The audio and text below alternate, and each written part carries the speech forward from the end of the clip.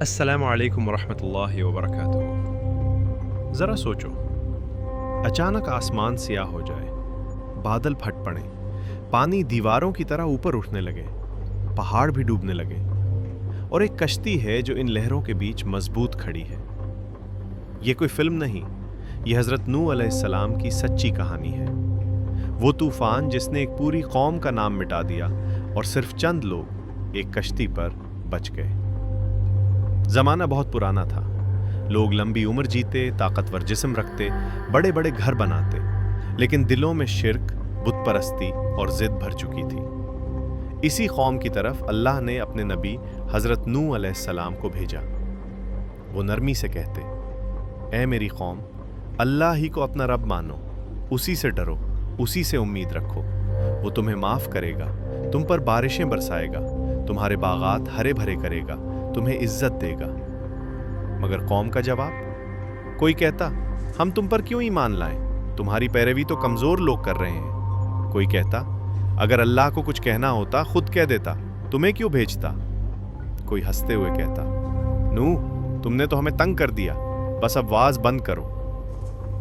قرآن بتاتا ہے کہ نوح علیہ السلام نے دن میں بھی، رات میں بھی، چھپ کر بھی، کھلے عام بھی، تقریباً 950 سال تک لگاتار دعوت دی، مگر ایمان لانے والے بہت تھوڑے رہے۔ لوگ ان سے اتنے تنگ ہو گئے کہ جب نوح بات شروع کرتے، وہ کپڑے سروں پر ڈال لیتے، کانوں میں انگلیاں ٹھونس لیتے اور زور زور سے ہنستے تاکہ سچ کی آواز ان تک پہنچ ہی نہ سکے۔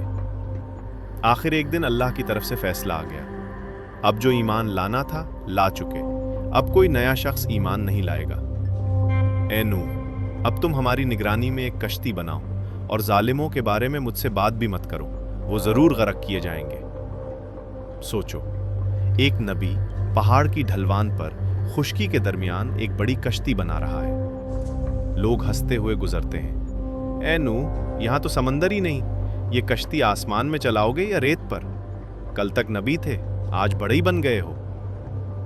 نوح علیہ السلام بس اتنا کہتے، آج تم ہمارا مذاق اڑا رہے ہو، کل ہم تمہارا انجام دیکھ کر ہنسیں گے، تمہیں خبر ہی نہیں، عذاب بہت قریب ہے۔ پھر وہ لمحہ آیا جس کا وعدہ تھا، آسمان کے دروازے کھل گئے، موسلا دھار بارش نازل ہوئی، زمین کے چشمے پھوٹ پڑے، پانی اوپر سے بھی امڑا، نیچے سے بھی۔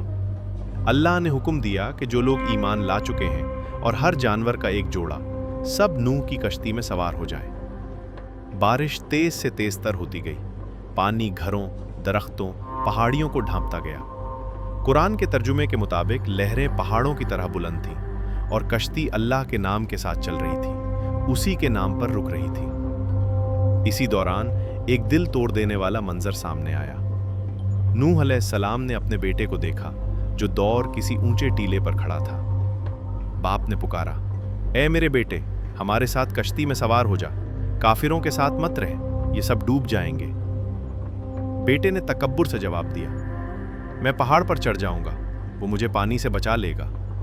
حضرت نوح علیہ السلام نے کہا، آج اللہ کے عذاب سے کوئی نہیں بچا سکتا سوائے اس کے جس پر وہ خود رحم کرے۔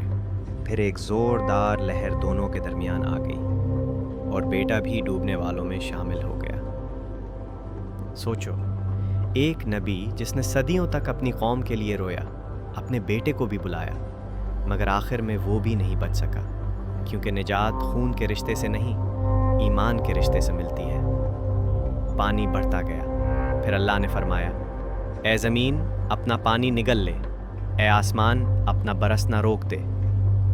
پانی اتر گیا، کشتی ایک پہاڑ پر ٹک گئی اور ایک ضدی نافرمان قوم کی کہانی ختم ہو گئی۔ حضرت نوح علیہ السلام نے دل میں دکھ کے ساتھ عرض کیا کہ یا رب، میرا بیٹا بھی تو میرا اہل خانہ تھا۔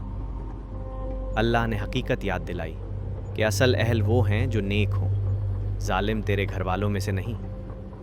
نوح علیہ السلام نے فوراً معافی مانگی اور سیکھ لیا کہ اللہ کے فیصلوں کے آگے سر جھکانا ہی نجات ہے۔ اس پوری کہانی میں ہمارے لیے کتنے سبق ہیں۔ کبھی دیر سے آنے والی مدد سے مایوس نہ ہو۔ 950 سال کی محنت کے بعد بھی اللہ اپنے نبی کو اکیلا نہیں چھوڑتا۔ کبھی سچ بولنے والوں کا مذاق نہ اڑاؤ، ہو سکتا ہے آج وہ تنہا لگے، مگر کل انہی کی کشتی نجات کا واحد راستہ بن جائے۔ समंदर आज भी चल रहे हैं, गुनाहों की लहरें आज भी ऊंची हो रही हैं। फ़र्क बस इतना है कि नूह अलैहिस्सलाम की लकड़ी की कश्ती की जगह आज अल्लाह की इताअत की कश्ती है।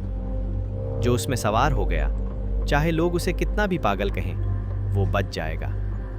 जो तकब्बुर, गुनाह और ज़िद में डूबा रहा, वो आखिरकार उन्हीं लहरों में गुम हो जाएगा।